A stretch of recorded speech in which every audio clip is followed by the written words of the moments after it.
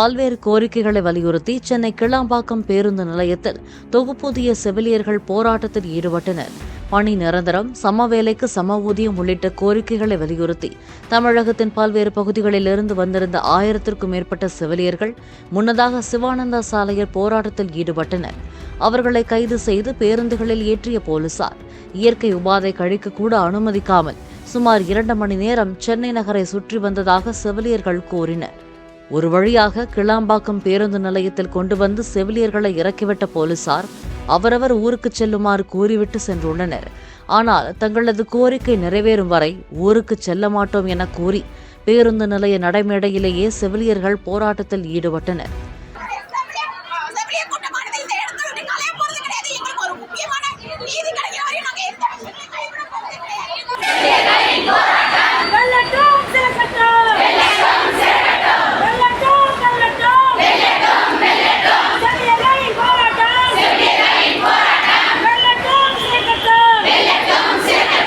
செவிலியர்கள் போராட்டத்தில் ஈடுபட்ட நடைமேடையில் திடீரென மின்சாரம் துண்டிக்கப்படவே அவர்கள் செல்போன் டார்ச்சுகளை ஒளிரவிட்டு போராட்டத்தை தொடர்ந்தனர்.